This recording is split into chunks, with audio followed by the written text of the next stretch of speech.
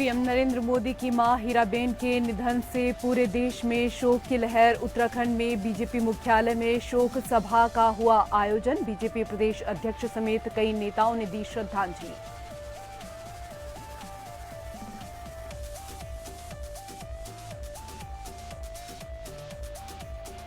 भारतीय क्रिकेटर और उत्तराखंड के brand ambassador Rishabh Pant max अस्पताल में भर्ती। सीएम पुष्कर सिंह धामी ने ऋषभ पंत की मां से फोन पर की बात।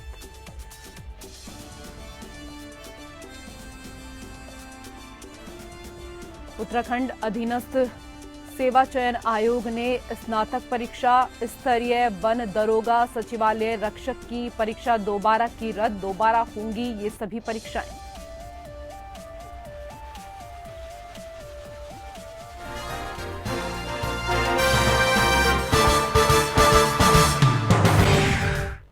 नमस्कार, स्वागत है आप सभी का। मैं हूं आपके साथ रेशु त्यागी। प्रधानमंत्री नरेंद्र मोदी की मां हीराबेन के निधन पर पूरे देश में शोक की लहर है। वहीं उत्तराखंड में बीजेपी मुख्यालय पर एक श्रद्धांजलि सभा का आयोजन किया गया और प्रधानमंत्री नरेंद्र मोदी की माता हीराबेन को श्रद्धांजलि दी गई। शोक सभा में बीजेपी प्रदेश अध्यक्ष महेंद्र भट्ट, सांसद डॉक्टर रमेश पोखरियाल निशंक समेत कई नेता मौजूद रहे।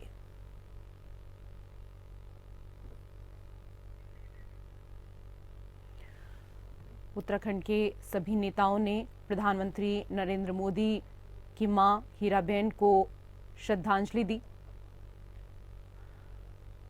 पूरे देश में प्रधानमंत्री नरेंद्र मोदी की मां हीराबेन के निधन पर शोक की लहर देखने को मिल रही है। उत्तराखंड की अगर बात की जाए तो उत्तराखंड में भी बीजेपी मुख्यालय पर एक श्रद्धांजलि सभा का आयोजन किया गया और प्रधानमंत्री नरेंद्र मोदी की मां हीराबेन को श्रद्धांजलि दी गई। शोक सभा में बीजेपी प्रदेश अध्यक्ष महेंद्र भट्ट, सांसद डॉक्टर रमेश पोखरियाल निशंक समेत कई नेता मौजूद रहे।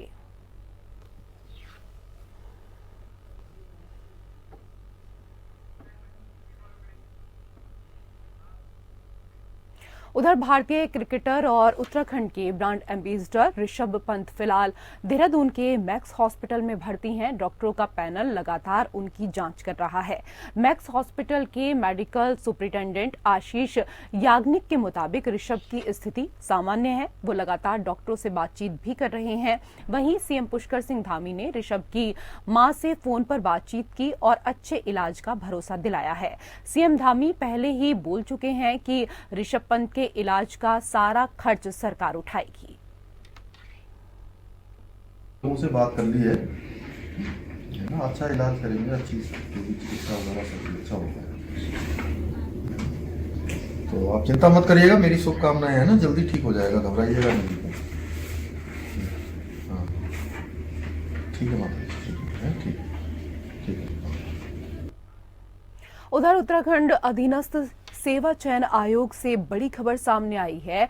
आयोग ने स्नातक परीक्षा स्तरीय वन दरोगा सचिवालय रक्षक की परीक्षा रद्द करते हुए दोबारा कराने का फैसला किया है। यूके SSC के अध्यक्ष का कहना है क्योंकि इन परीक्षाओं में नकल होने की बात सामने आई थी, जिसकी जांच चल रही है। वहीं कनिष्ठ सहायक पुलिस रैंकर्स, वाहन चालक, कर्मशाला अनुदेशक, मुख्य आरक्षी, दूरसंचार की परीक्षा के बारे में आयोग ने शासन को पत्र लिखा है। उत्तराखंड अधीनस्थ सेवा चयन आयोग के चेयरमैन GS का कहना है कि ऐसे अभ्यर्थी जिन्होंने पिछली परीक्षाओं में नकल की थी, उन्हें इस बार परीक्षा में शामिल होने की अनुमति नहीं दी जाएगी। में जो मुख्य रूप से 3 परीक्षाएं थी, जिसमें सबसे ज़्यादा सेंसिटिव जो एग्ज़ाम कह सकते हैं आप, स्नातक स्तरीय एग्ज़ाम है। उसके बाद सचिवालय के रक्षक हैं और वन के दरोगा, वन दरोगा जिसको कहते हैं, फॉरेस्टर जिनको कहते हैं।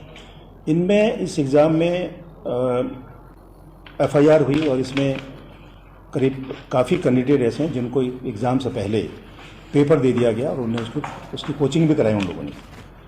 और इसमें और भी कई कैंडिडेट हैं जिनके नाम पते हम लोगों को नहीं पता लग पाए, इसलिए STF उनसे पूछताछ कर नहीं पा रही। लेकिन इसमें जो सामने आए उसके अलावा भी काफ़ी कैंडिडेट ऐसे हैं जिनने इस एग्ज़ाम में नकल की या एक मेल प्रैक्टिसेस जो उसमें इन्वॉल्व रहे। तो इसलिए निश्चित तौर पर मैं कह सकता हूँ कि एग्ज़ाम, तीनों एग्ज़ाम की जो एक सेंटिटी है, पवित्रता है, नहीं बनी। आपने नकल करने की कोशिश की, नकल हुआ, और इसलिए इस एग्ज़ाम को हम कैंसिल नहीं कर रहे हैं, इस एग्ज़ाम को दोबारा कराएंगे हम लोग मार्च में। उधर बधान की नंदा भगवती की उत्सव डोली 6 माह के अपनी सिद्धपीठ देवराडा प्रवास के बाद सिद्धपीठ कुरुड़ नंदानगर के लिए रवाना होने के लिए गुरुवार को गर्भगृह से बाहर निकल गई है। पौष मास की अष्टमी को तुंगेश्वर स्थित काली शक्तिपीठ में देवताओं के पशुओं पर देवताओं के अवतरण के साथ ही 64 मेले का आयोजन किया गया। तकरीबन 14 वर्ष के अंतराल के बाद तुंगेश्वर में आयोजित हो रहे 64 मेले में भक्तों की काफी भीड़ देखने को मिली।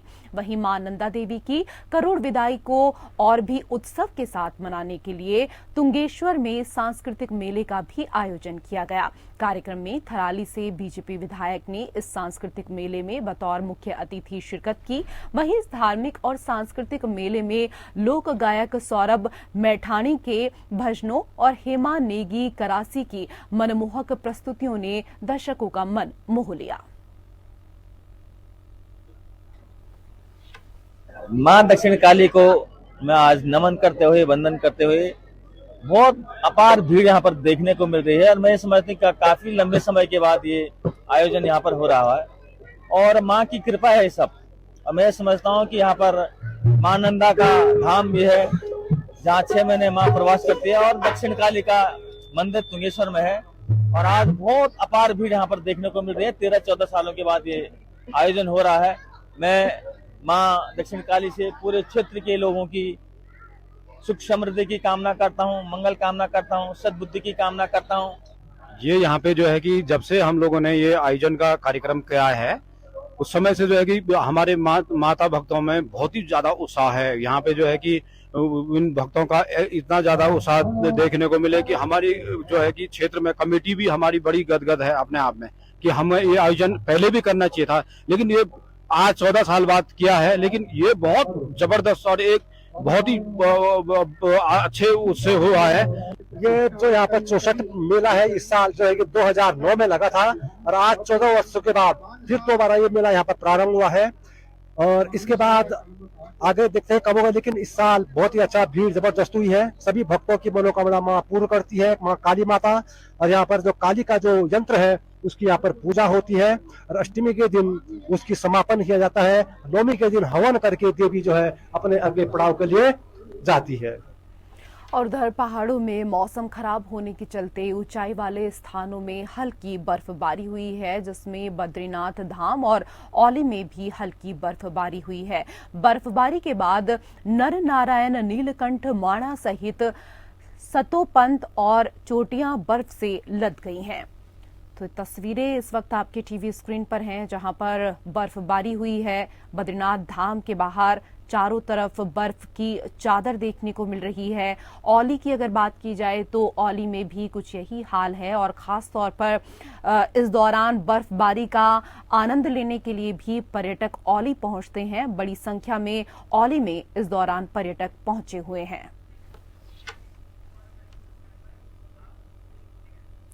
बात मसूरी की करेंगे। मसूरी में कैबिनेट मंत्री गणेश जोशी ने उप जिला चिकित्सालय का औचक निरीक्षण किया है। कैबिनेट मंत्री गणेश जोशी ने डॉक्टरों के किए जा रहे कार्यों की समीक्षा की। मंत्री को अस्पताल में स्टाफ की कमी और अस्पताल में स्वास्थ्य सुविधाएं न मिलने की भी लगातार शिकायतें मिल रही थी, जिसके बाद वो औचक निरीक्षण करने के लिए पहुंचे और इस दौरान डॉक्टर्स से बातचीत की, मरीजों से भी उन्होंने बातचीत की, मरीजों से उनका हालचाल जाना। तो इसके साथ ही मरीजों के परिवार वालों से बात करते हुए पूछा कि उनको किसी तरह की अस्पताल में कोई दिक्कत तो नहीं हो रही है। इसके साथ ही डॉक्टर्स के साथ भी बैठकर उन्होंने काफी देर तक चर्चा की।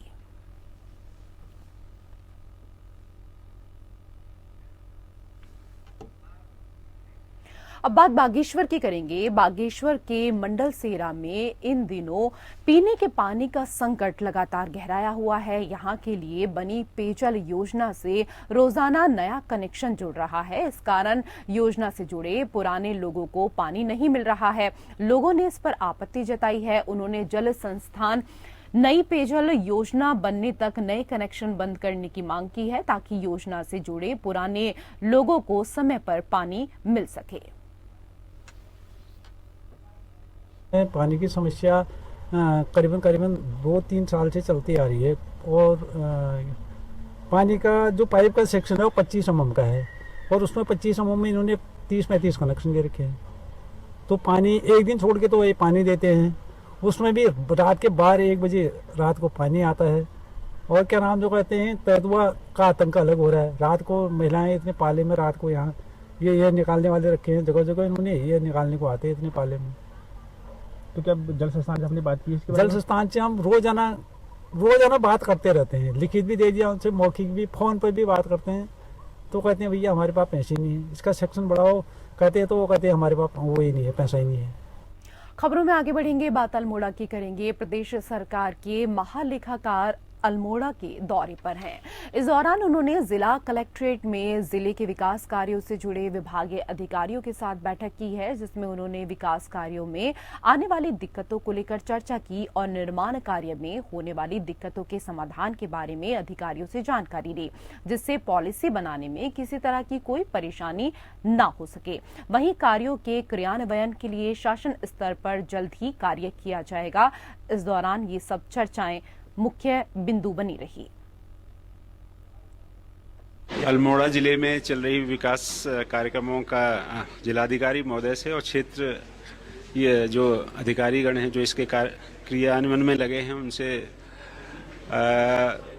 विस्तार से चर्चा हुई। विशेषकर जो उनकी समस्याएं हैं और उन समस्याओं का क्या समाधान हो सकता है और उसको हम शासन स्तर पर या निदेशालय स्तर पर उसको उनके संज्ञान में लाएं। बात रामनगर की करेंगे। रामनगर में आशा वर्करों ने स्वर्गीय रामदत्त जोशी राजकीय संयुक्त चिकित्सालय में तैनात एक महिला चिकित्सक के खिलाफ मोर्चा खोलते हुए अस्पताल के बाहर जमकर नारेबाजी की और प्रदर्शन किया।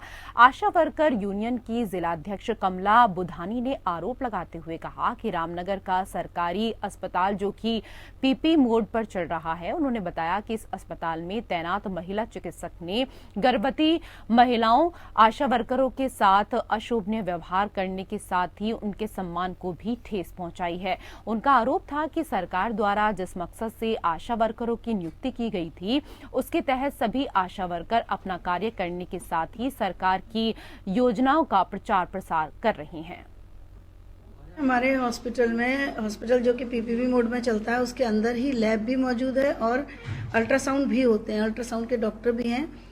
तो जो भी जांचें हैं, जो भी अल्ट्रासाउंड है, वो अस्पताल के अंदर ही होने चाहिए, बाहर जाने का कोई मतलब नहीं है। इस बारे में मैं पहले पता करती हूँ कि ऐसा क्यों है, और है तो उनके खिलाफ आगे लिखा जाए। हम लोग अपने अपने क्षेत्रों से गर्भवतियों को प्रेरित करके यहाँ तक लाते हैं, हॉस्पिटल तक लाते हैं और उनको समझाते हैं कि 4 विजिट होनी जरूरी है गर्भवती महिलाओं की।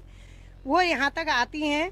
अगर हम किसी पेशेंट के साथ नहीं आ पाते हैं और उसको समझा देते हैं कि तुम जाके महिला चिकित्सक को दिखाओ, अगर वो पेशेंट मैडम से ये कह दे रही कि हमको आशा ने भेजा यहाँ दिखाने के लिए, तो हमारी महिला चिकित्सक डॉक्टर दिव्या जी उनसे ये कह रही हैं कि आप ये पर्चा लेके अपनी आशा के पास जाइए और वही आपका इलाज करेगी, वही आपका अल्ट्रासाउंड कराएगी। तो ये कौन सा तरीका है? हमारी मांग ये है कि आशाओं के मान सम्मान पर इससे हमारे कार्य प्रणाली पर असर पड़ा है। उनके ऐसा कहने से अगली बार वो पेशेंट यहाँ आने में कतरा रहा है, वो नहीं आ रहा है यहाँ। वो कह रही वो महिला डॉक्टर तो हमारा पर्चा फेंक दे। बात पिथौरागढ़ की करेंगे। पिथौरागढ़ जिले के ग्राम सभा बजेता के ग्रामीणों ने आज जिला मुख्यालय पहुंचकर जिला अधिकारी रीना जोशी को ज्ञापन देते हुए बजेता गांव में खड़िया खनन का कार्य तुरंत बंद करने की मांग की है। बजेता निवासी दुर्गा सिंह का कहना है कि उनके गोचर पनघट भूमि में बिना ग्रामीणों की सहमति से 500 मीटर मोटर मार्ग का निर्माण किया गया, साथ ही उक्त स्थान में चीड़ के सैकड़ों पेड़ों को नष्ट कर खड़िया खनन किया जा रहा है। वहीं 150 हरे पेड़ों को काटकर जमीन के अंदर दबा दिया गया। उनका कहना है कि खड़िया खनन का मलबा राय बजेता के पंपिंग योजना के पास डंप किया जा रहा है, जिसके चलते अब ग्रामीण गोचर पनघट से वंचित रह गए हैं। ग्रामीणों का कहना है कि अगर ऐसे ही खनन होता रहा तो पूरा गांव बरसात के दौरान आपदा की भेंट चढ़ जाएगा। वहीं ग्रामीणों ने जिलाधिकारी को ज्ञापन देते हुए कहा कि या तो शीघ्र खड़िया खनन बंद किया जाए या फिर पूरे गांव का विस्थापन किया जाए। ग्राम सभा बजेता से आया हूँ, तहसील मुंशियारी, और मैं हमारे गांव में खड़िया खनन की जो समस्या है उसको लेके यहाँ डीएम साहब के पास ज्ञापन देने आए हैं। क्या समस्या थी गांव में? कुछ विरोध भी हुआ करके बता। गांव में विरोध हुआ है। गांव में पनघट, नाले, रास्ते बंद, चीड़ के पेड़ों के नुकसान हो गए, और जहां उनकी मर्जी आई वहां पे रोड बना दे रहे हैं। और गांव के वहीं पे जहां पे खड़िया खनन चालू है वहीं पे प्राइमरी स्कूल है, 10-12 बच्चे वहां पे पढ़ते हैं और वो बच्चों की कोई सुध नहीं ले रहे। हमने शिक्षा विभाग को भी उसको एप्लीकेशन दी है। अब आप क्या चाहते हैं? हम विस्थापित चाहते हैं। पूरा ग्राम सभा को या तो विस्थापित किया जाए या तो हमारे लिए कुछ व्यवस्था की जाए। अगली खबर भी पिथौरागढ़ से है। पिथौरागढ़ खेल विभाग के अस्थायी प्रशिक्षकों के माध्यम से दी जाने वाले खेल प्रशिक्षण को जनवरी माह में ही बंद कर दिया गया है।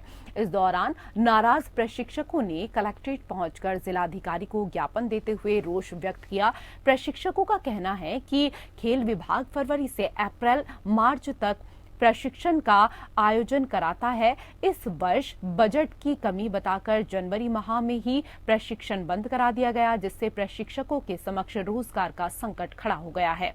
वहीं शीतकाल में प्रशिक्षण के लिए अधिक संख्या में आने वाले युवाओं को भी दिक्कत परेशानी का सामना करना पड़ेगा। इस दौरान उन्होंने वार्षिक प्रशिक्षण फरवरी माह तक चलाए जाने की मांग की है।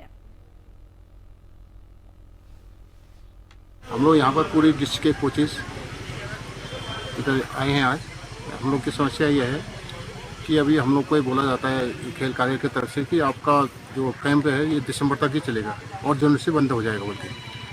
ऐसा बोला जाएगा कि बजट की कमी के कारण ऐसा बताएगा। जब अभी देखो अभी खेलों के अंदर हर गेम के अंदर हमारे बच्चे नेशनल और इंटरनेशनल लेवल में अच्छा परफॉर्मेंस कर रहे हैं। अभी बच्चों की छुट्टियाँ होती है, इसी टाइम पर बच्चे हमको ज़्यादा स्टेडियम में मिलते हैं। अभी कोचों को बोला तुम्हें पे अभी पे तुम्हारा बजट नहीं है, तुम्हें पे नहीं मिलेगी, इसके बाद बोल के बता रहे। तो अभी जैसे इसमें कुछ लोग तो हम लोग एक्स आर्मी वाले हैं, हम लोग को तो पेंशन मिलती है, लेकिन कई हमारी कोचेज हैं, खासकर ये महिला कई कोचेज हैं, 3-4 कोचेज हैं, उनको और भी कोई जो कोच हैं जिनको मतलब इसी के सारे उनका रोजी रोटी मतलब चलता है, उनका परिवार चलता है।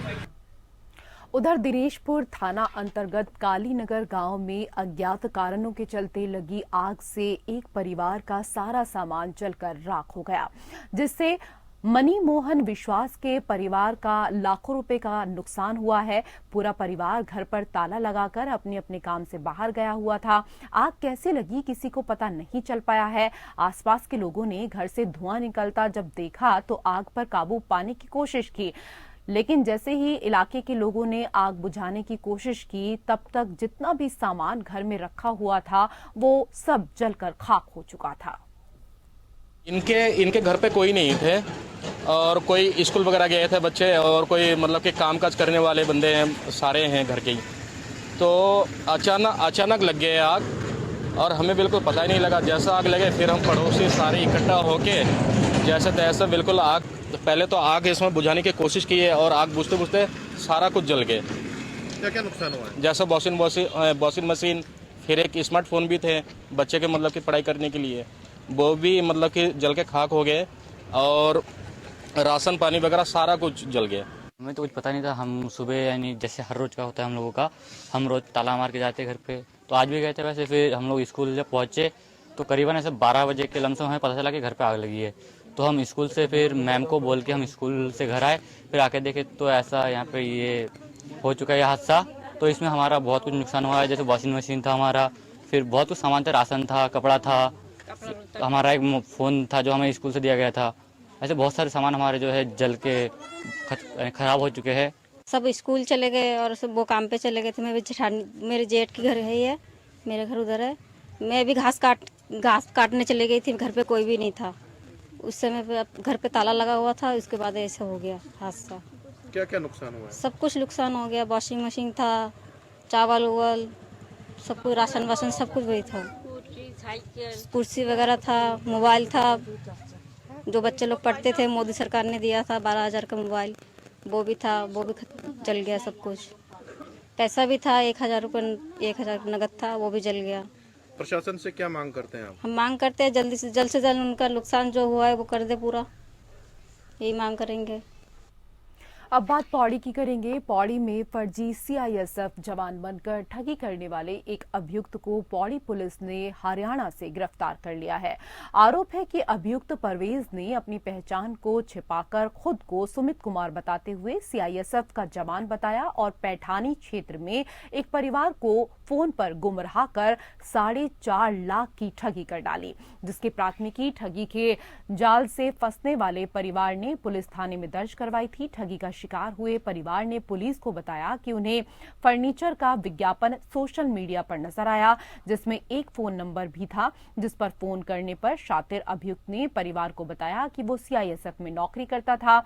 उसका ट्रांसफर अंडमान निकोबार होने पर उसने फर्नीचर बेचना शुरू किया। ऐसे में परिवार ने 4.5 लाख अभियुक्त को फर्नीचर खरीदने के लिए ऑनलाइन भेज दिए, लेकिन इसके बाद से ही अभियुक्त का नंबर बंद होने पर ठगी का शिकार हुए परिवार ने मामले की शिकायत पुलिस से की और अभियुक्त के विरुद्ध प्राथमिकी दर्ज करवाई।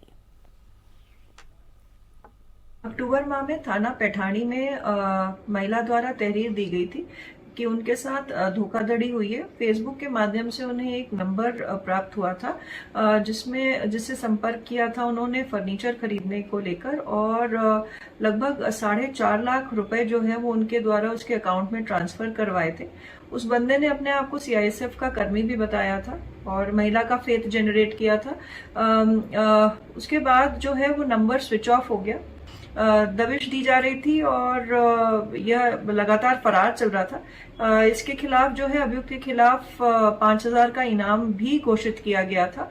हमारी टीम द्वारा अभियुक्त को हरियाणा से गिरफ्तार।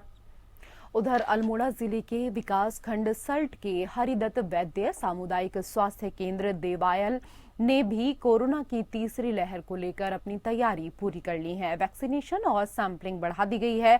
प्रभारी चिकित्सा अधिकारी सल्ट डॉक्टर सौरभ सिंह ने बताया कि यदि किसी भी मरीज को बुखार, जुकाम या उसमें कोविड संबंधित किसी भी तरह के लक्षण पाए जाते हैं तो उसका रैपिड टेस्ट कराया जाएगा। पॉजिटिव आने पर मरीज का आरटीपीसीआर टेस्ट कराकर सैंपल जांच के लिए अल्मोड़ा बेस चिकित्सालय भेज दिया जाएगा। यदि वहां जांच पॉजिटिव आती है तो वायरस के वेरिएंट कौन सा प्रकार है कि जांच के लिए सैंपल को देहरादून भेजा जाएगा और मरीज को 7 दिन के लिए होम आइसोलेट कराने के निर्देश दिए गए हैं। तो वर्तमान परिस्थिति को देखते हुए सभी चिकित्सालय को अलर्ट पर रहने के निर्देश दिए गए हैं। सभी चिकित्सालयों में जो है ऑक्सीजन कंसंट्रेटर, ऑक्सीजन सिलेंडर, दवाइयां, आकस्मिक जो है सांस से संबंधित जो भी औषधियां वगैरह हैं उसको जो है आपूर्ति सुनिश्चित की जाए और सभी चिकित्सालय को अलर्ट मोड पर रहने के निर्देश दिए गए हैं। उन सभी चिकित्सालयों पर जो है कोविड से संबंधित एंटीजन की जांच की सुविधा उपलब्ध है। और इसी के साथ उत्तराखंड की खबरों में फिलहाल इतना ही। नमस्कार।